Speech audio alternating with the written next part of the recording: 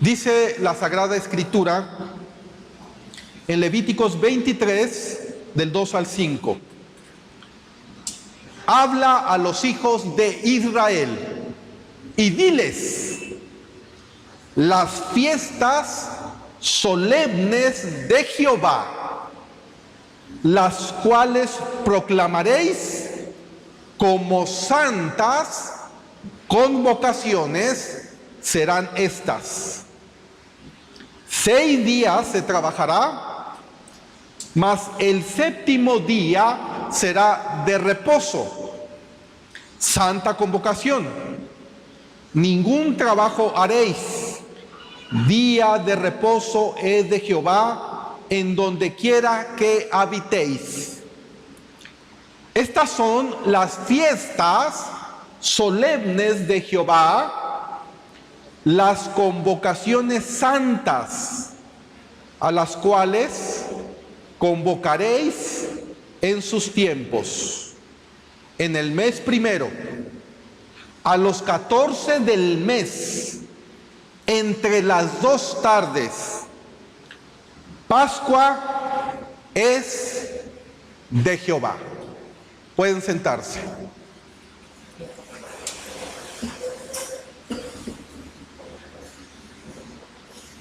Uno de los grandes problemas que está padeciendo la Iglesia de Jesucristo es que aun cuando escuchan doctrina, la conocen, la leen, uno de los grandes problemas es que no la entienden porque no la llevan a cabo conforme a los principios bíblicos de la palabra de Dios.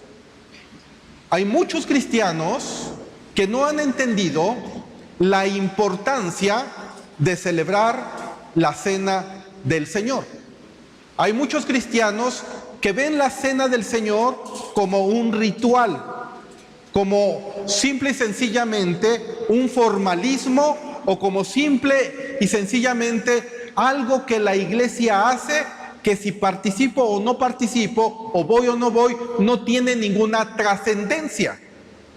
Y hoy, a la luz de las Sagradas Escrituras, quiero mostrarles la gran importancia que tiene que nosotros como cristianos celebremos la cena del Señor. Y es algo de suma importancia, porque la Escritura nos lo revela. En el contexto judío, en el pueblo de Israel, como acabamos de leer, Dios había constituido 7 fiestas. 7 fiestas que tenían que ver con las estaciones del año. Las primeras 4 fiestas tenían que ver con la primavera y las siguientes 3 fiestas tenían que ver con el otoño. En el contexto cultural del pueblo de Israel, estas fiestas para ellos eran de suma importancia. Para ellos era una fiesta que tenían que hacer de una forma santa, sagrada y solemne. Además, ellos veían estas fiestas también al momento de celebrarlas como una festividad. Ellos se gozaban en su corazón cuando podían participar en algunas de estas fiestas. La primera fiesta que encontramos en las Sagradas Escrituras es la Pascua, que vamos de alguna manera a entender su significado para que tú puedas ver la intensidad con la cual el Señor nos muestra que debemos de tomar esta festividad en nuestras vidas. Vamos a leer el primer versículo de Levíticos 23, capítulo 23, versículo 2, para ir conociendo y entendiendo la importancia.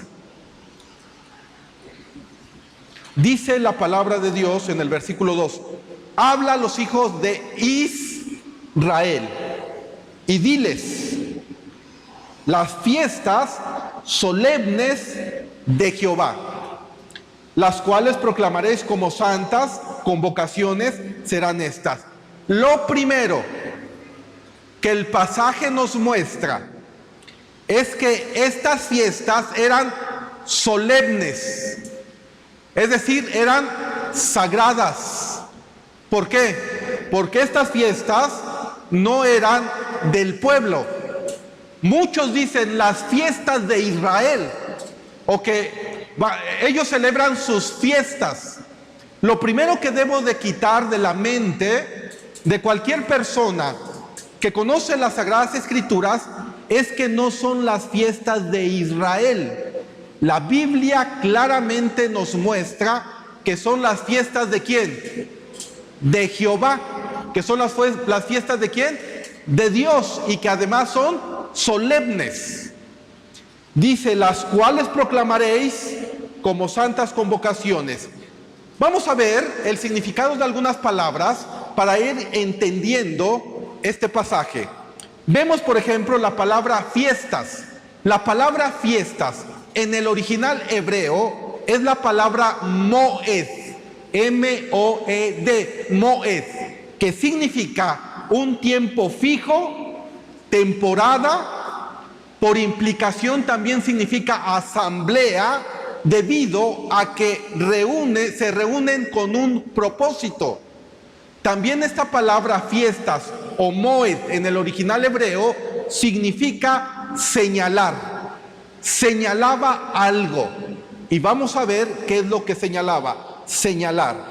La palabra santas convocaciones significa lugar sagrado, dedicación, anunciar, invitar. Es decir, es una invitación a algo sagrado.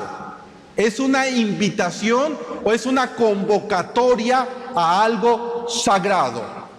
Las fiestas de Jehová, como así los designan las Escrituras, eran tiempos fijados por Dios con un propósito.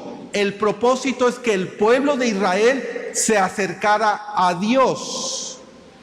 Estas fiestas tenían que tener un propósito cuando el pueblo de Israel traía sus ofrendas y sus sacrificios. Además, no eran festividades del pueblo, como lo que a lo mejor podríamos nosotros entender aquí en México. A ver, vamos a celebrar el 16 de septiembre.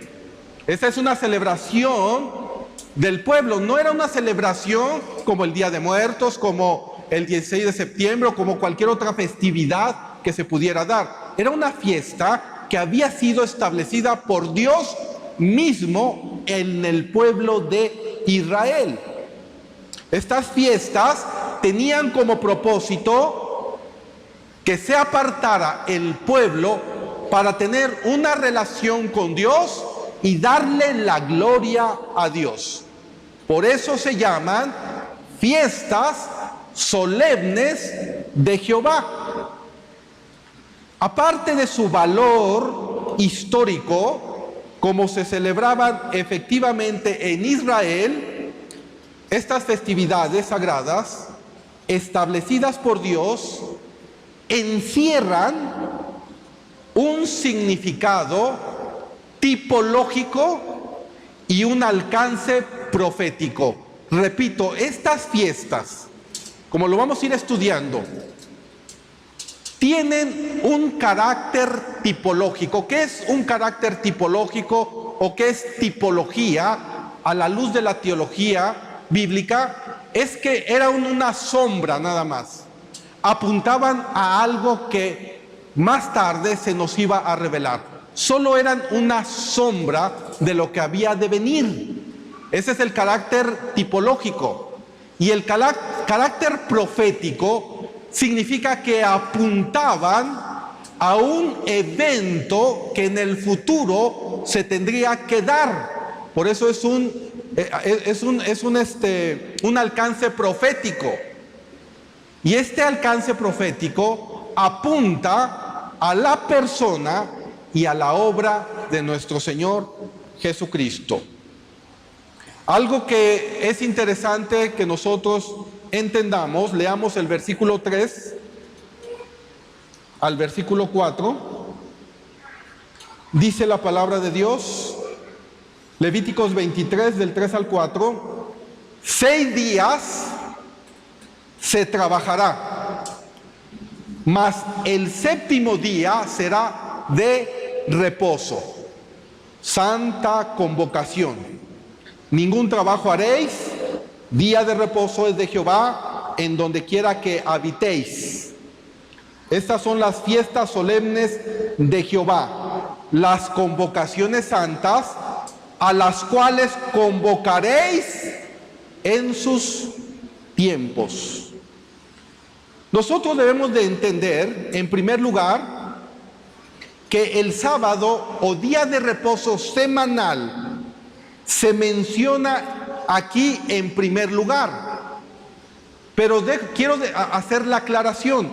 No formaban parte de las solemnidades, pero es mencionado aquí porque para que el pueblo de Dios sea llevado a un verdadero reposo, se requiere el trabajo de todo el ciclo espiritual de las 7 fiestas instituidas por el Señor.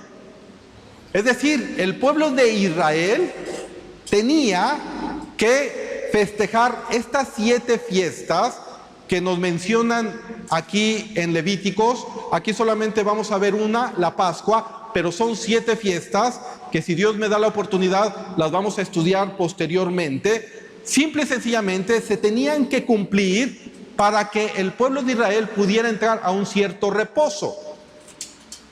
Lo que para el pueblo de Israel se requería para cumplir con las 7 fiestas para encontrar un reposo, la iglesia requiere del reposo de la redención y del descanso que el creyente solamente puede encontrar en la persona y en la obra de nuestro Señor Jesucristo.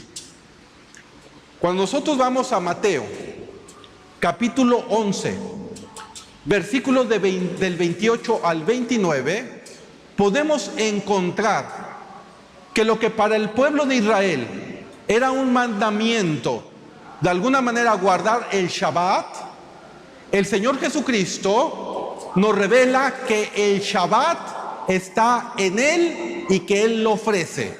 Vayamos a Mateo 11, versículos del 28 al 29.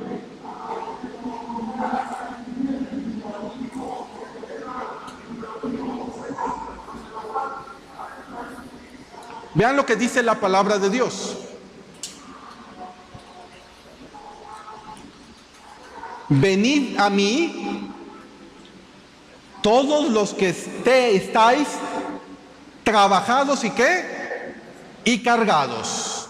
¿Y qué dice? Y yo, el Señor dice, y yo os haré descansar. Versículo 29.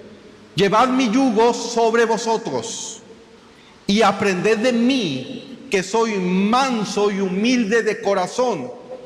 ¿Y qué dice? Y hallaréis descanso para vuestras almas, porque mi yugo es fácil y ligera mi carga. Hoy muchas personas quisieran descansar, quisieran tener paz en su corazón, quisieran de alguna manera tener ese reposo. Y la Biblia claramente nos muestra que la única persona que puede darte descanso, la única persona que puede en ti darte el Shabbat o reposo, que eso es lo que significa la palabra Shabbat, significa reposo o descanso, es la persona de nuestro Señor Jesucristo, nadie más. Y vamos a ver por qué. En Mateo 12:8, vayamos a Mateo 12:8, un capítulo más adelante del versículo que leímos. Dice la palabra de Dios.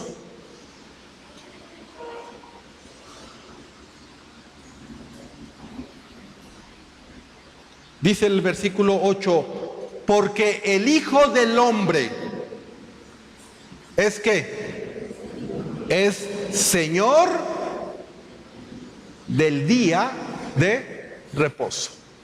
O sea que Jesucristo es el dueño del día del reposo.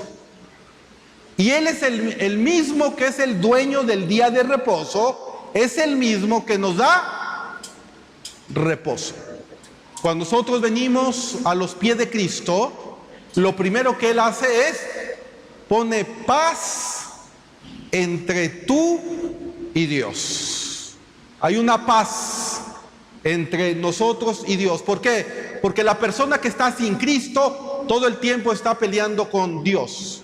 Hay una rebelión en su corazón y no hay paz en el corazón de aquella persona que está sin Cristo. Pero en Cristo hay un reposo, hay un descanso. ¿Por qué razón? De alguna manera, Dios estableció este descanso. ¿Y por qué razón? Lo que vamos a ver, y la palabra de Dios nos revela, Dios tuvo que suspender ese descanso. Vean lo que dice la Sagrada Escritura. La entrada del pecado en el mundo interrumpió el descanso de Dios, ya que de acuerdo a la revelación por medio del Espíritu Santo, Dios se puso a trabajar para la obra de redención de la humanidad. En Génesis capítulo 2, versículos del 1 al 3, vayamos a Génesis 2, versículos del 1 al 3, vemos este principio que la palabra de Dios nos muestra. Vayamos a Génesis capítulo 2, versículos del 1 al 3. Y se van a sorprender cómo a través de una comparación de pasajes podemos nosotros entender una revelación por medio de las Escrituras. Dice la palabra de Dios: fueron pues acabados los cielos y la tierra, y todo el ejército de ellos.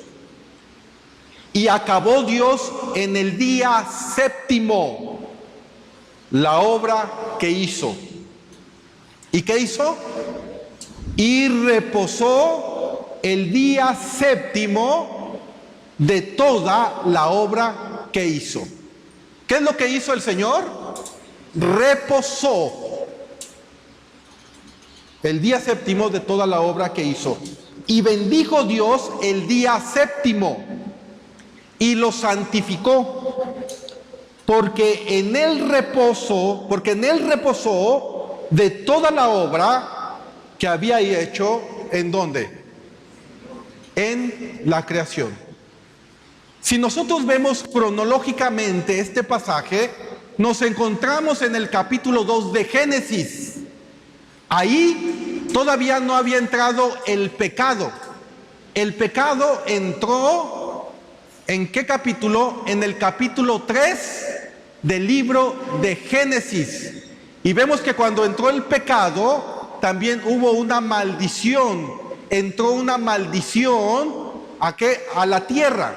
Y empezó a operar la segunda ley de la termodinámica, que todo tiende al desgaste, que todo tiende a la descomposición. ¿Por qué? Por causa del pecado. Para prueba, un botón. Si tú tienes un pedazo de carne y lo dejas fuera del refrigerador, se va a echar a perder pronto. Si tú tienes un pedazo de verdura y un pedazo de carne y los dejas fuera del refrigerador, ¿cuál se va a descomponer más rápido? La carne. ¿Por qué? Por la sangre. Porque la vida se encuentra en la sangre. Pero veamos otra revelación. Vayamos a Génesis capítulo 3, rápidamente. Génesis capítulo 3.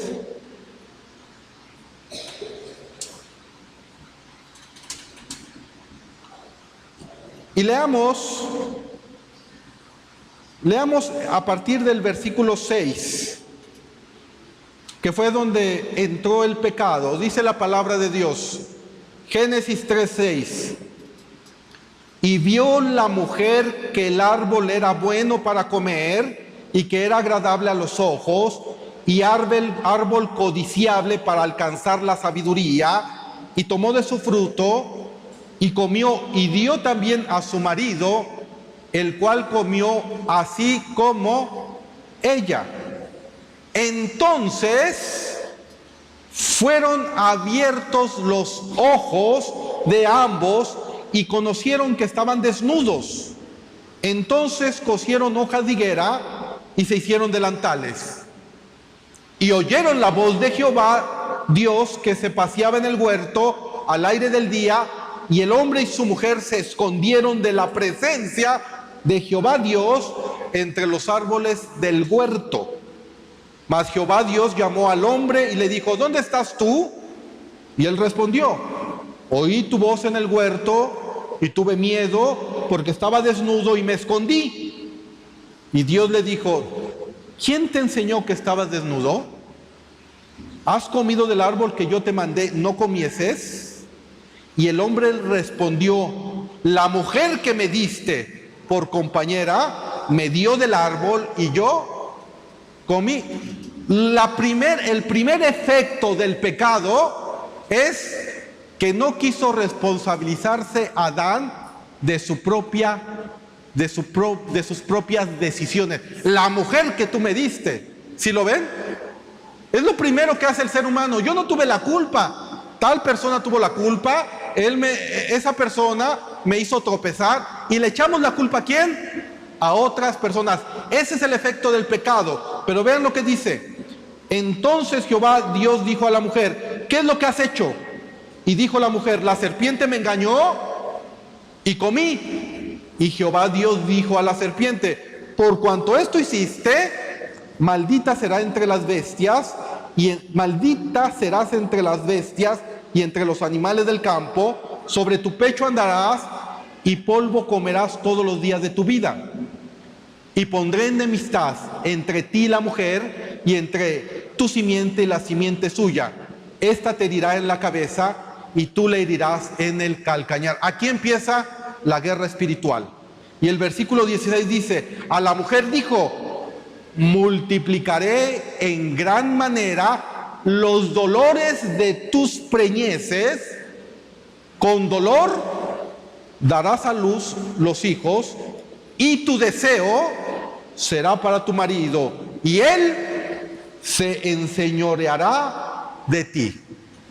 Qué interesante cómo hasta la fecha uno de los dolores más grandes que una persona, un ser humano puede experimentar, y en este caso una mujer, es el dolor de parto. Y si no es el dolor de parto, que dice: no, pues yo quiero una cirugía. El posparto también, escuchen esto, es doloroso.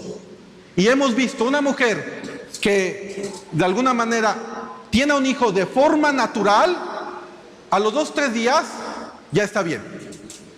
Pero la persona que dice: no, pues yo me voy a hacer a lo mejor una cirugía, o que sea por cesárea, pasan 3, 4, 5, 6 días y todavía los efectos de la anestesia, los efectos del posparto están sufriendo. No, de todas maneras, sufren. O una o otra. Dice la palabra de Dios: y el hombre dijo: por cuanto obedeciste a la voz de tu mujer y comiste del árbol que te mandé, diciendo: no comerás de él, vean lo que hace el Señor. Maldita será, ¿qué cosa? La tierra. La tierra fue maldecida. ¿Por qué fue maldecida? Dice la palabra de Dios: por tu causa, con dolor comerás de ella todos los días de tu vida. ¿Por qué razón Dios maldijo la tierra? ¿Qué culpa tenía la tierra? Porque de ahí tenía que comer, ¿quién? Ahora el hombre, con el sudor ¿de qué? De su frente.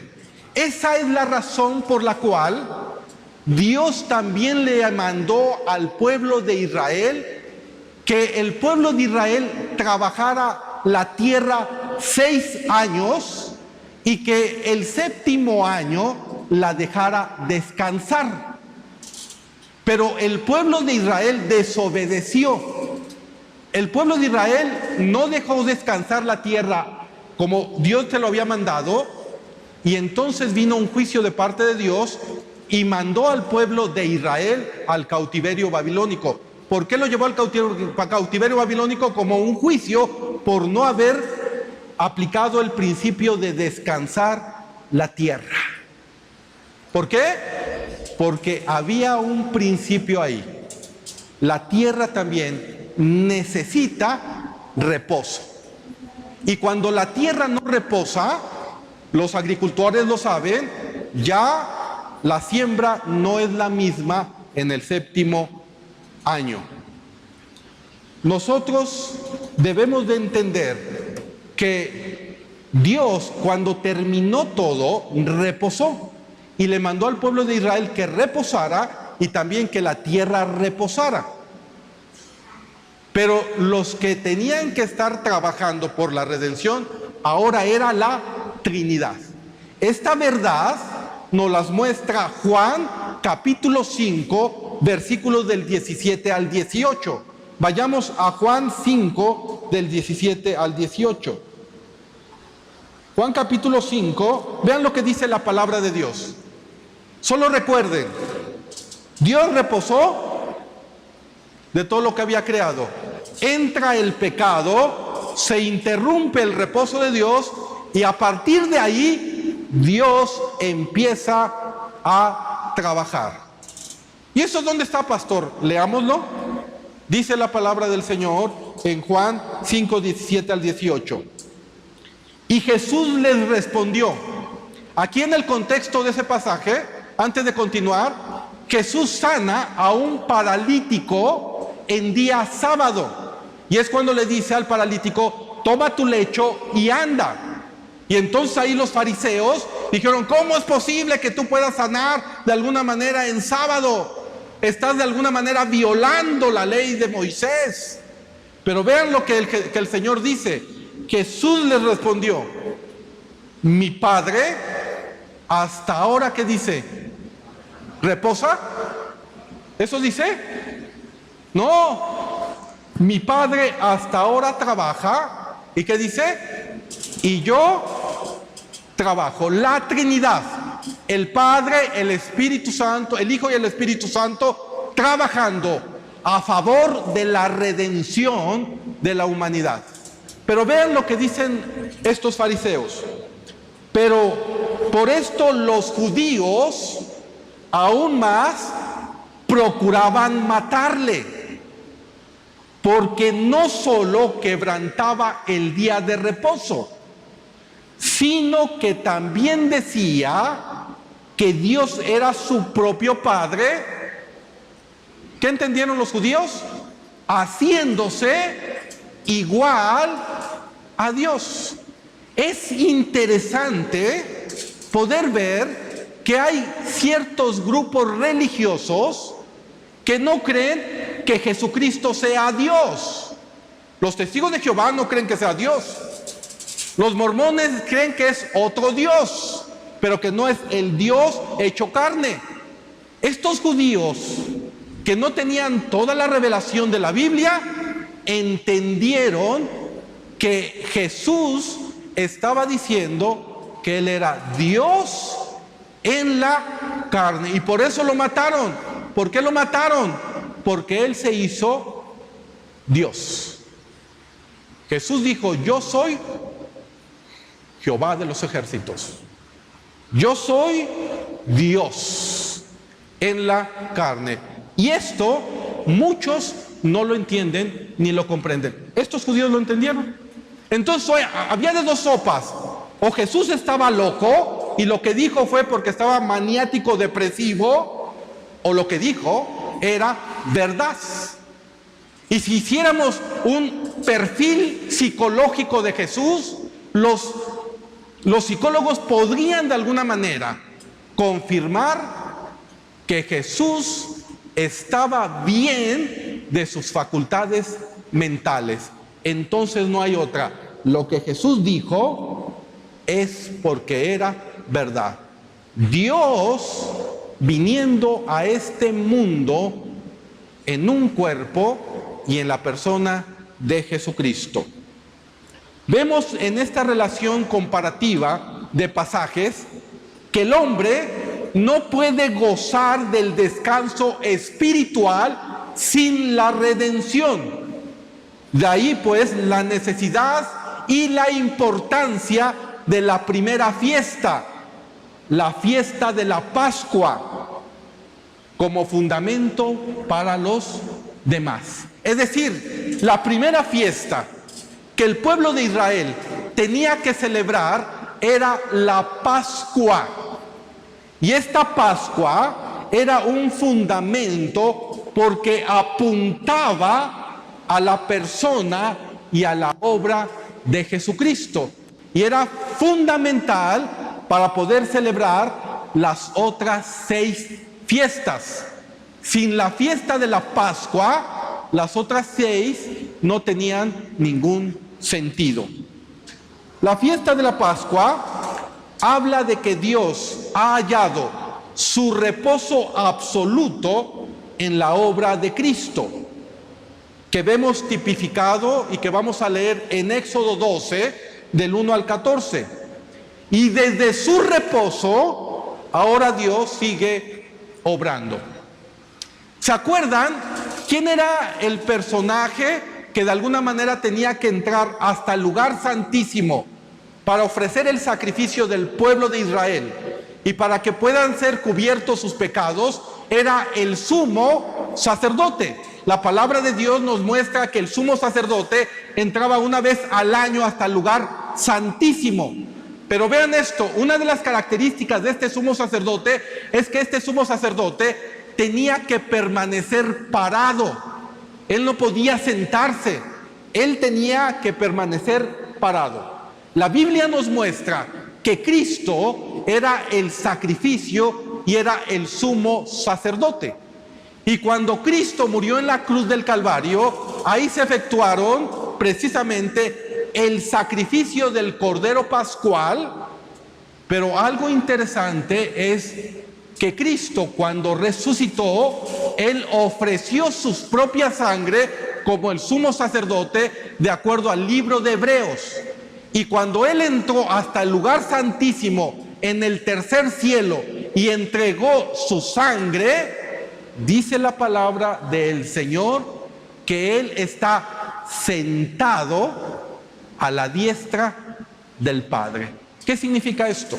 Que Jesús, a la hora de acabar su obra perfecta y completa, se sentó, descansó en la obra redentora del Señor. Dios descansó. Por eso esta simbología de que Él está sentado. Ahora, como sumo sacerdote, se sentó a la diestra del Padre. Y ahora, sentado en reposo, intercede por todos nosotros. Hebreos capítulo 4, Hebreos capítulo 5, Hebreos capítulo 6, Hebreos capítulo 7 te explican al detalle lo que yo acabo de resumir en estas palabras. No lo vamos a ver por cuestión de tiempo, porque el punto es la fiesta de la Pascua. Vayamos a Éxodo capítulo 12, versículos del 1 al 14.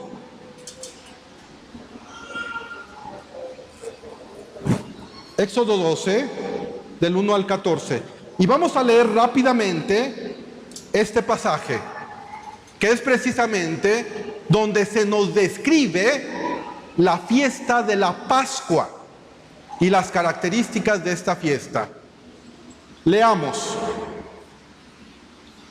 Dice el versículo 1: Habló Jehová a Moisés y a Aarón en la tierra de Egipto, diciendo: Este mes os será principio de los meses.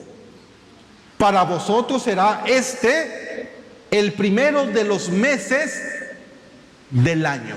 O sea, la Pascua, escuchen esto, esta fiesta de la Pascua, lo que Dios hace, en primer lugar, es cambia el calendario judío. Y a través de esta fiesta les dice que ahora, a través de esa fiesta, en ese mes va a ser el primero del mes del año. Nosotros debemos de entender que el calendario judío es diferente al calendario gregoriano que nosotros tenemos. El calendario gregoriano fue en el siglo aproximadamente 2, donde se cambió, sí, por parte de un papa y cambió todas las reglas. Cuando nosotros estudiamos la profecía bíblica, no nos debemos de regir de acuerdo al calendario gregoriano, nos debemos de regir de acuerdo al calendario judío. El calendario judío se le conoce también como el calendario solar. El calendario gregoriano se le conoce como el calendario lunar.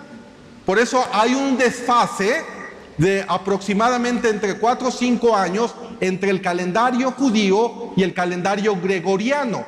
El calendario judío son 360 días por año. El calendario gregoriano son 365 días por año. Es diferente el calendario gregoriano y el calendario judío. Además, en el calendario judío, los días no se cuentan como lunes, martes, miércoles, jueves y viernes. Eso se dio en el calendario gregoriano de acuerdo a una tradición pagana, porque cada uno de los días que nosotros tenemos se refiere a un dios pagano. En el calendario judío se mencionan como el primer día de la semana, el segundo día de la semana, a los 5 días del mes, a los 10 días del mes. Así es como hacen referencia los judíos de acuerdo a su contexto cultural. Por eso aquí vemos que en primer lugar Dios cambia el calendario judío. Dice el versículo 3, y esto es interesante e importante. Dice, hablad a toda la congregación de Israel diciendo, en el día 10 de este mes, tómese cada uno un cordero según las familias de los padres. Un cordero por familia. Algo que nos muestra esta fiesta es que Dios estaba interesado no en un individuo.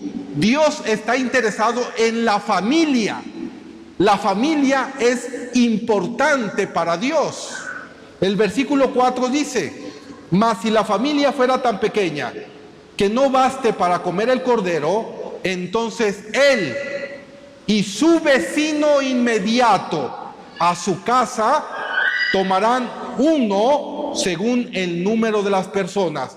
Conforme al comer de cada hombre, haréis la cuenta sobre el cordero. Escucha algo, a Dios le interesa también tu vecino. A Dios le interesa que le compartas del evangelio a tu vecino. Es que mi vecino me ve mal. Pues por eso quiere el Señor que tú le prediques las buenas nuevas del evangelio. A Dios le interesa tu familia y a Dios le interesa los que viven alrededor de tu casa, a tus vecinos, que conozcan que Él es Dios y que Él vino a este mundo a morir por todos nosotros, a derramar su sangre y a resucitar al tercer día. Dice el versículo 5, y empiezan aquí las descripciones de un cordero perfecto. Dice, el animal será sin defecto, macho de 1 año. Lo tomaréis de las ovejas o de las cabras. Vean lo que dice el versículo 6. Y lo guardaréis hasta el día 14 de este mes. Y lo inmolará toda la congregación del pueblo de Israel entre las 2 tardes. Algo interesante aquí es que el pueblo de Israel, el día 10, tomaba el cordero y lo guardaba por 4 días.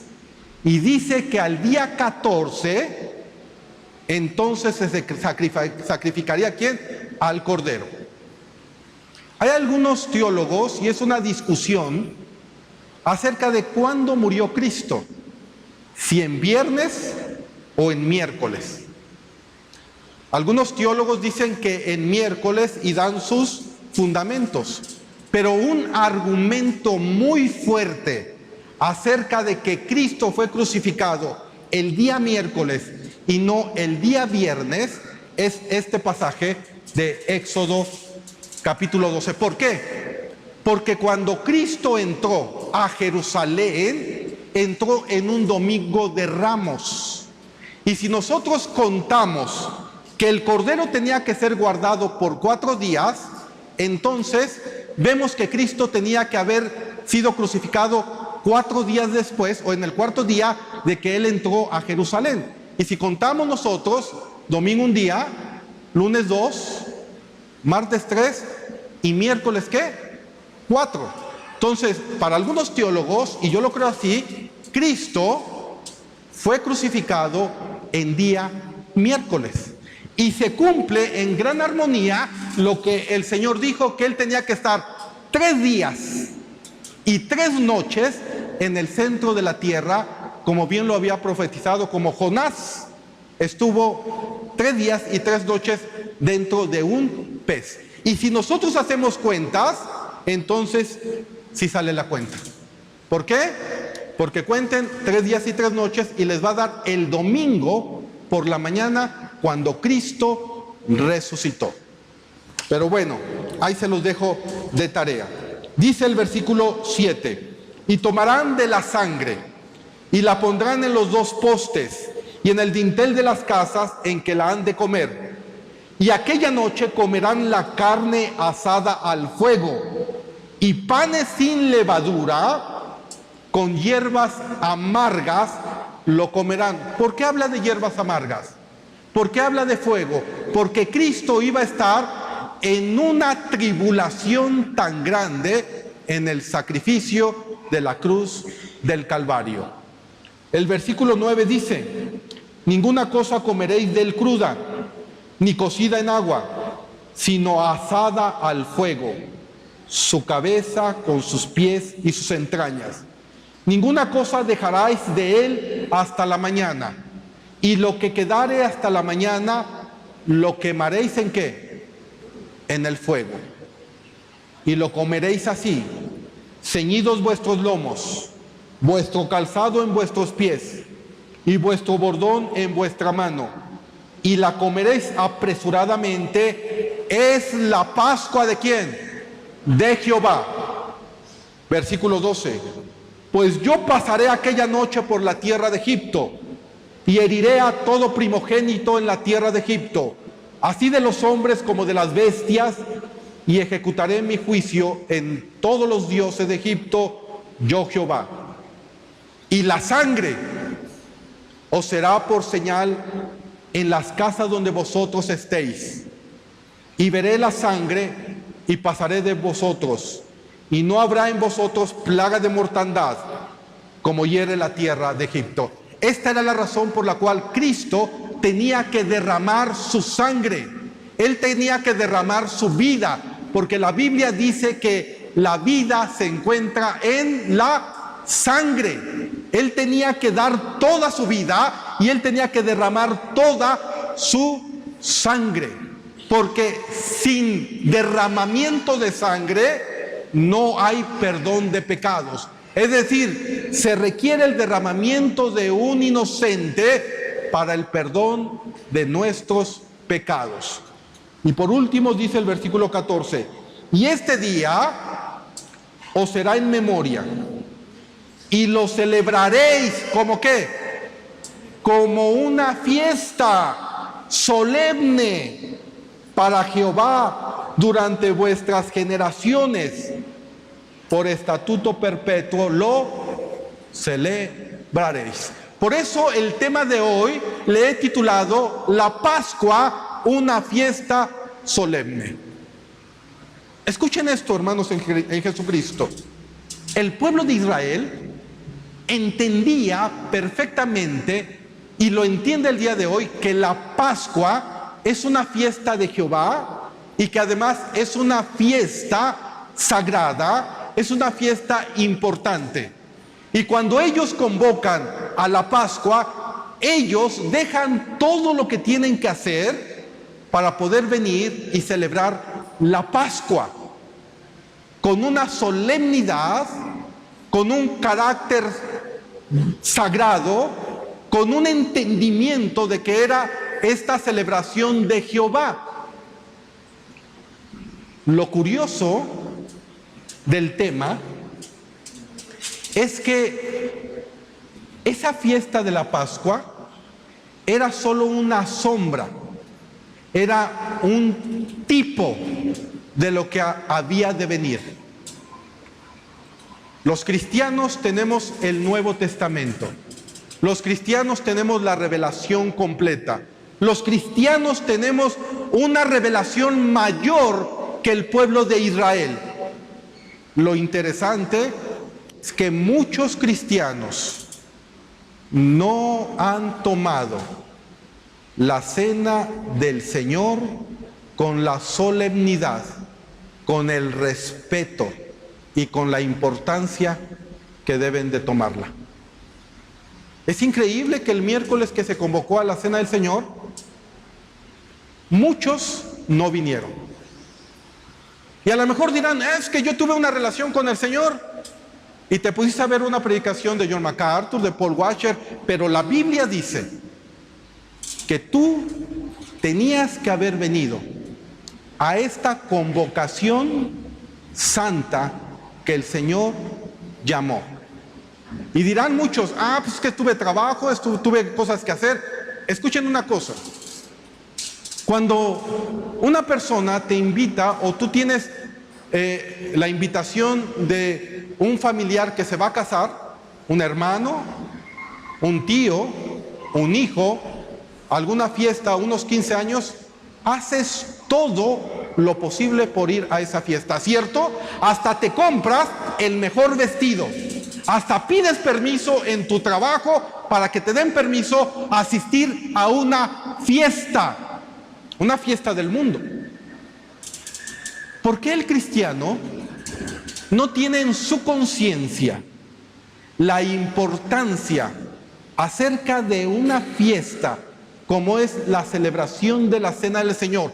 Cuando la Cena del Señor es el antitipo, la revelación real de lo que era en el Antiguo Testamento la Pascua. Y el pueblo de Israel, que solo tenía una sombra, lo ve solemnemente. Y el pueblo cristiano, que tiene la revelación completa, no lo ve solemnemente. ¿No es algo ilógico? Cuando la palabra de Dios nos dice claramente que todo lo que se escribió en el Antiguo Testamento apuntaban a la obra y la persona de Cristo. Veamos esta verdad en Colosenses, capítulo 2, versículos del 16 al 17. Colosenses, capítulo 2,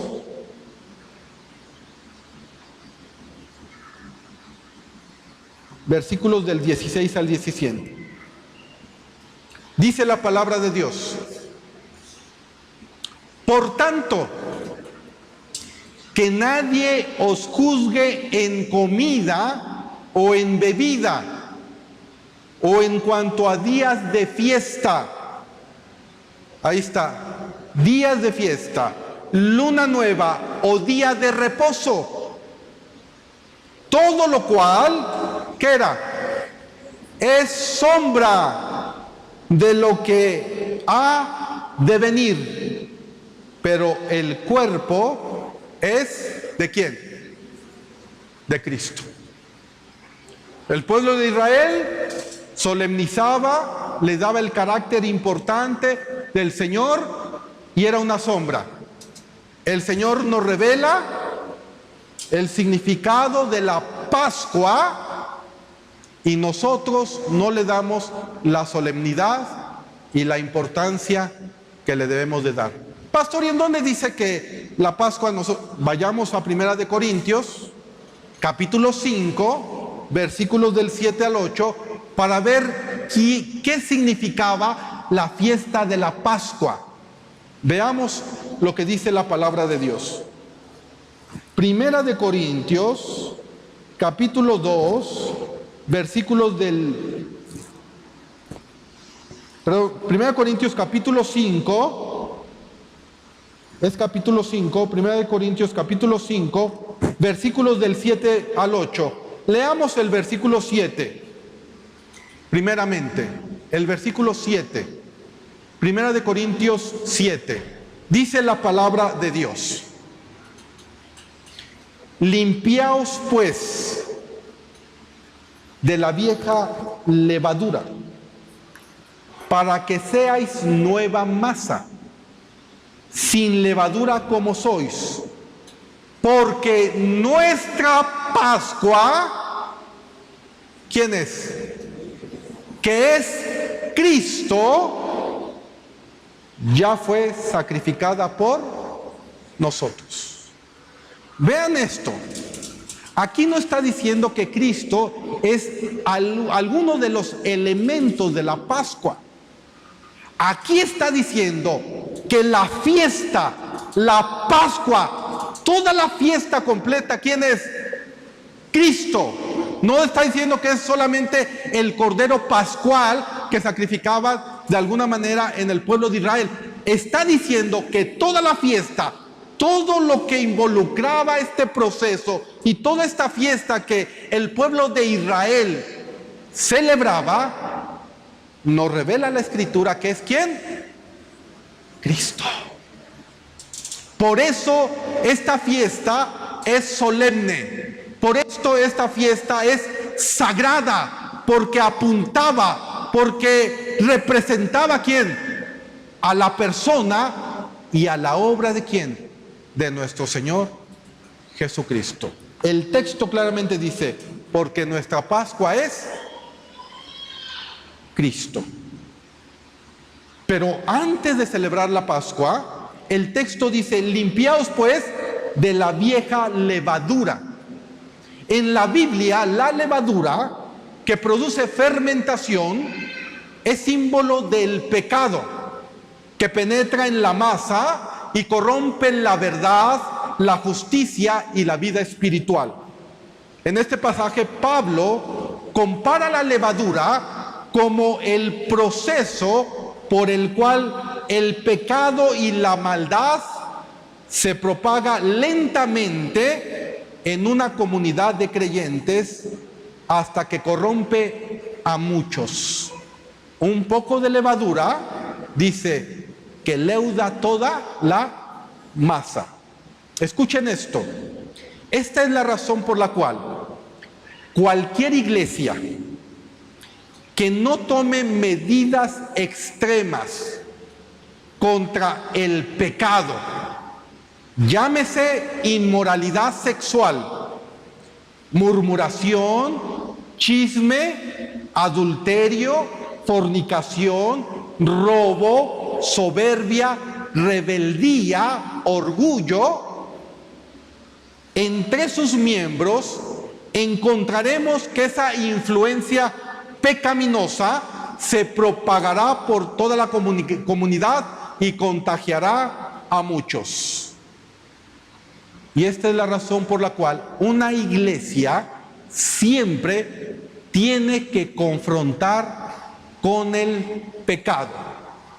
Y si es necesario, la disciplina se debe de establecer incluso al grado de expulsar a un miembro de la iglesia públicamente cuando éste no se arrepiente de su pecado. Esta es la razón por la cual la disciplina se tiene que dar primeramente a solas. Arrepiéntete. ¿No quiere? Lo volvemos a disciplinar. ¿No quiere? Públicamente podemos de alguna manera expulsar a un miembro de la congregación. Públicamente. ¿Cómo lo sabemos? Por el contexto de este pasaje. Leamos ahora el contexto anterior que viene del versículo 1 al versículo 5 y veamos lo que el apóstol Pablo hace. Vean lo que hace. Leamos del versículo 1 al versículo 5.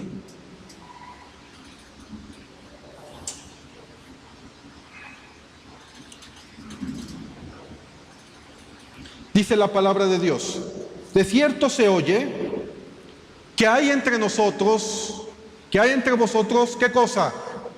Fornicación. Y tal fornicación cual ni aún se nombra entre los gentiles. Tanto que alguno tiene la mujer ¿de quién? De su padre. Y vosotros estáis envanecidos.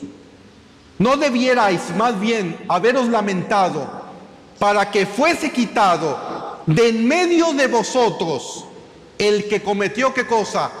Tal acción? Ciertamente yo, como ausente en cuerpo, pero presente en espíritu, ya como presente he juzgado al que tal cosa ha hecho. Versículo 4. En el nombre, y fíjense cómo lo dice, en el nombre de nuestro Señor Jesucristo, reunidos vosotros y mi espíritu con el poder de nuestro Señor Jesucristo, el tal sea entregado ¿a quién? A Satanás. ¿Para qué? Para destrucción de la carne, a fin de que el espíritu sea salvo en el día del Señor Jesús. ¿Qué significa entregar a una persona a Satanás? Veamos el contexto. Cuando Satanás se presentó a Dios, le dijo: ¿has visto a mi siervo Job? Le dice el Señor. Y el Señor le dijo: ¿sabes qué? No, Satanás le dice al Señor: bueno, pero tu siervo Job está así porque tú lo proteges, porque tú le das un vallado. Quita tu mano de él y verás cómo él te maldice. Y Dios acepta el reto y le dice: está bien, tócalo, más bien no le quites su vida. ¿Qué le dio? Dios le dio permiso a Satanás ¿de qué? De ir en contra ¿de quién? De Job. Cuando Pedro se acerca a Jesús, Jesús le dice: Satanás me ha pedido para zarandearte, pero yo he orado para que tu fe no falte. El apóstol Pablo, dice la Escritura, que le mandaron un mensajero de Satanás para abofetearlo. ¿Para qué? Porque para que no se sintiera el especial de Dios. Ya se estaba elevando, ¿no? No, yo ya me la sé de todas, ¿no? Ahí va, un mensajero Satanás. ¿Para qué? Para que se te bajen, para que le bajes 2 rayitas a tu orgullo. Lo que significa entregar a Satanás es que un miembro sale de la comunión del cuerpo de Cristo, se expulsa. ¿Para qué? Para que ahí no tenga la protección de Dios y por medio de Satanás esa persona pueda llegar al arrepentimiento. El propósito de expulsarlo de la comunidad es para que esa persona, a través de la disciplina, pueda entender que necesita arrepentirse de su pecado y volver después a la comunión ¿con quién? Con Dios. No todos están dispuestos a la disciplina. Las veces que nosotros hemos confrontado, la persona prefiere irse de la iglesia. Pero ¿qué dice la Escritura?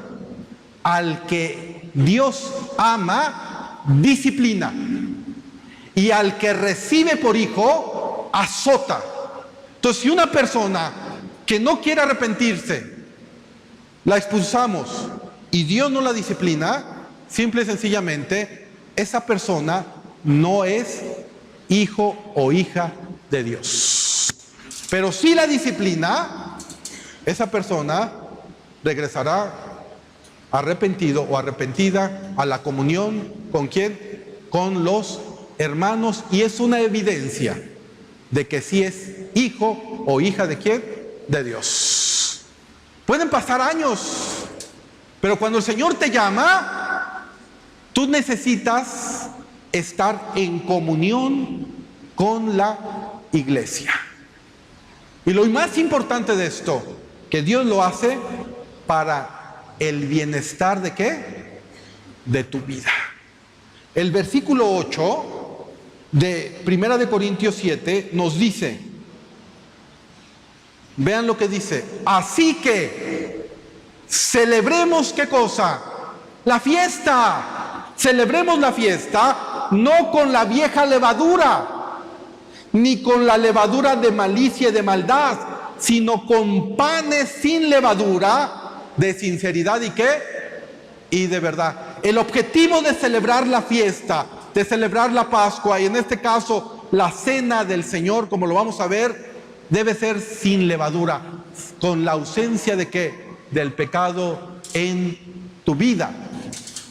En el contexto posterior a este pasaje, leamos, dice la palabra de Dios. Vean lo que dice. Os he escrito por carta que no os juntéis ¿con quién? Con los fornicarios. No absolutamente con los fornicarios de este mundo, o con los ávaros, o con los ladrones, o con los idólatras. Pues en tal caso os sería necesario salir ¿de qué? Del mundo. Dice el versículo 11. Y entonces aquí el apóstol Pablo expande, no solamente se dirige a los fornicarios, también a los ávaros, también a los idólatras. Dice la palabra de Dios, más bien os escribí que no os juntéis con ninguno que llamándose hermano, o sea, una persona que diga, yo soy cristiano, yo soy hermano, ¿qué dice? Fuera fornicario o avaro. Porque puede ser una persona avara. No, yo no voy a dar de aquí, yo ¿para qué voy los miércoles si tengo que dar algo? Mejor no.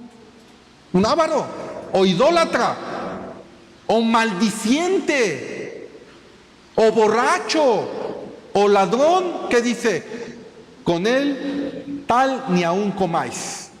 Porque ¿qué razón tendría yo para juzgar a los de afuera? ¿No juzgáis vosotros a los que están adentro? Dice el versículo 13, porque a los que están fuera, ¿qué dice? Dios juzgará. Quitad pues a ese perverso de entre vosotros. Qué fuerte, ¿no? Qué dura es la palabra. Pero esta palabra es dura porque Dios desea que regresemos a la comunión con Él. Es dura porque Dios desea que nos despojemos de toda levadura en nuestra vida. Es dura porque Dios nos ama. Y la manera en que Él nos ama es diciéndome, aguas, te vas a estrellar. Es como un padre cuando ve a un niño agarrar un cuchillo y el niño, para él, el cuchillo es jugar. ¿Lo dejarías que juegue con un cuchillo a tu hijo? Pues no. ¿Qué dirías? Se lo quito aunque el niño llore y se revuelque y esté ¡ah! Y le das sus dos, pero es mejor eso que esté jugando con el cuchillo. Lo mismo el Señor nos dice, aguas, quítate, despójate del pecado, porque vas hasta tu destrucción. Y Dios quiere que tú vivas en una bendición, en una paz y sobre todo en una comunión con Él. La Pascua se transformaría luego para Israel en un memorial que debía celebrarse cada año como estatuto y rito, en recuerdo de la maravillosa liberación efectuada una vez para siempre. De la misma manera que el Señor estableció la Pascua como una fiesta solemne al pueblo de Israel, así el mismo Señor Jesús estableció la cena del Señor para la iglesia como un acto conmemorativo del sacrificio de la cruz.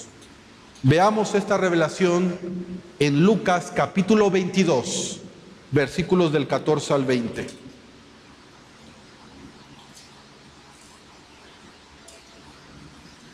Y vean lo que dice la palabra de Dios, hermanos en Cristo.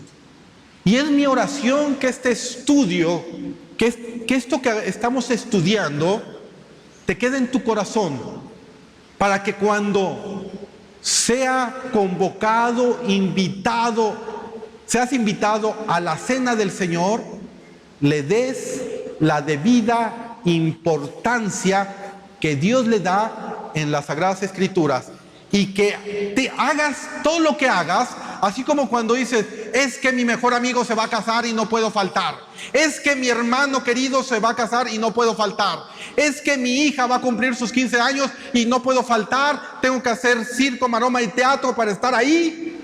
De la misma manera, en tu corazón entiendas que cuando celebremos la cena del Señor, tú puedas ir y estar en comunión con Cristo.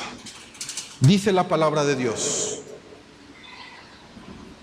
cuando era la hora, se sentó a la mesa y con él los apóstoles, y les dijo: cuánto he deseado comer con vosotros esta Pascua antes que padezca. Y el Señor te dice: cuánto he deseado que tú estuvieras conmigo en la cena del Señor.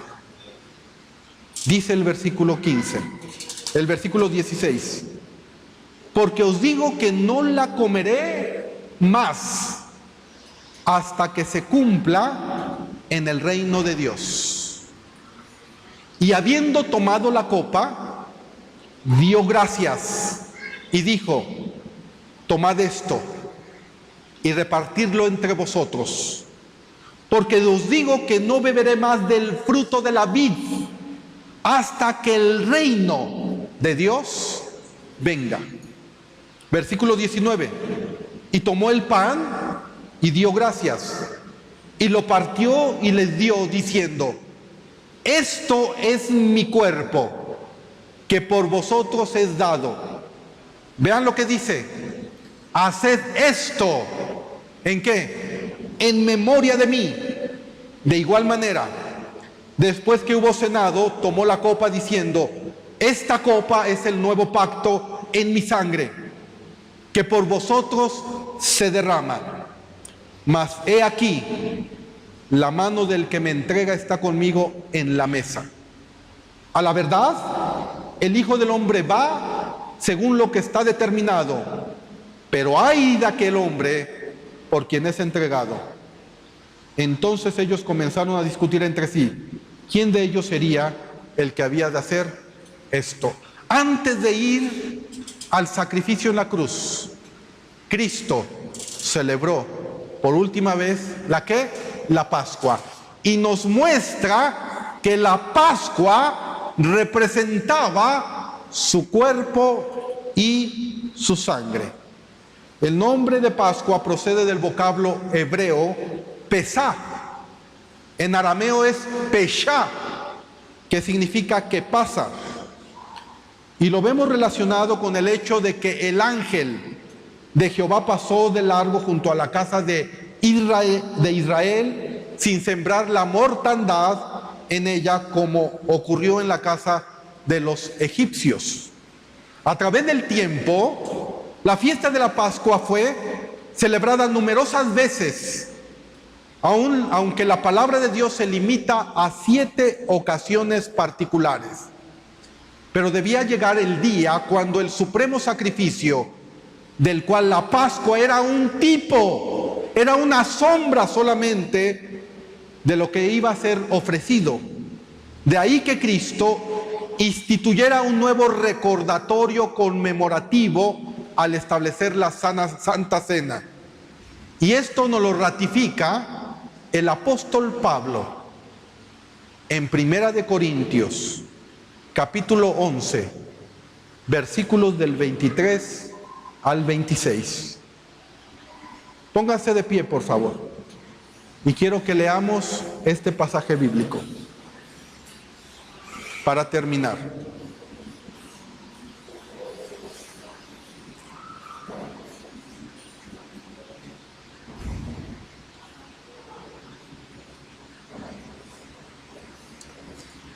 Dice la palabra de Dios, es el apóstol Pablo, porque yo recibí del Señor lo que también os he enseñado, que el Señor Jesús, la noche que fue entregado, tomó el pan. Y habiendo dado gracias, lo partió y dijo: tomad, comed, esto es mi cuerpo que vosotros es partido. Haced esto en memoria ¿de quién? De mí. Aquí vemos la importancia en el pasado. Esta palabra memoria en el original griego es anepsis, y es esta memoria de la muerte de Cristo para redimir al creyente del pecado y de la condenación. Entonces tiene una implicación con el pasado. Dice el versículo 25: asimismo tomó también la copa después de haber cenado, diciendo: esta copa es el nuevo pacto en mi sangre. Haced esto todas las veces que lo bebiereis en memoria ¿de quién? De mí. La cena del Señor es una comunión. La palabra comunión en el griego significa koinonía. Es decir, una koinonía en primer lugar con Cristo y participación de los beneficios de la muerte expiatoria, así como una comunión con los demás miembros del cuerpo de Cristo. Cuando tú vienes a la cena del Señor, estás teniendo koinonía con Él y con los demás. Algunos dicen: no, pues ¿para qué quiero tener la comunión? ¿Para qué quiero? No, eso no, mejor me voy al cine. Sin discernir el principio que la palabra de Dios nos establece. El versículo 26 dice: así pues, todas las veces que comiereis este pan y bebiereis esta copa, la muerte del Señor anunciáis hasta que Él venga. Tiene que ver, el presente es la koinonía. El futuro es que todo cristiano espera la segunda venida de Cristo. Y cuando participamos nosotros en la cena del Señor, le estamos diciendo estas palabras: el Espíritu y la Iglesia te dicen: ven Señor Jesús, ven pronto. Pero cuando tú no tomas en serio la cena del Señor, puede ser que tú estés despreciando koinonía con el Señor y con el pueblo. Y eso es muy grave delante del Señor. Esa es la razón por la cual en Hechos 2:42, no vayan al pasaje, Hechos 2:42, dicen que los discípulos partían el pan. Partían el pan significaba, celebraban la cena del Señor. Y además compartían entre ellos. Por eso, como un principio bíblico, nosotros cuando después de celebrar la cena del Señor, les pido que traigan algo para compartir ¿con quién? Con los demás. Porque es un principio ¿qué? Bíblico de koinonía. Y siempre lo hago cuando hay una festividad importante. ¿Por qué? Porque quiero opacar cualquier fiesta mundana con esta fiesta que es del Señor, solemne, santa y respetuosa, que es la cena del Señor. Espero que la enseñanza del día de hoy haya tocado tus fibras más íntimas.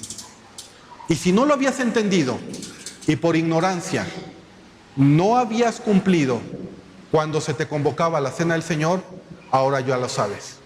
Inclina tu rostro. Y creo, sinceramente, que si no habías dado la importancia a la cena del Señor, le pidas perdón a Dios. Le pidas perdón a Dios ahí en tu lugar. Señor Jesús, te damos gracias por tu palabra. Hoy hemos entendido y comprendido el significado tan grande y tan glorioso que es poder estar en koinonía contigo a través de la cena del Señor. Padre, si por ignorancia lo hicimos o no lo hicimos, te pedimos perdón. Perdónanos, Padre.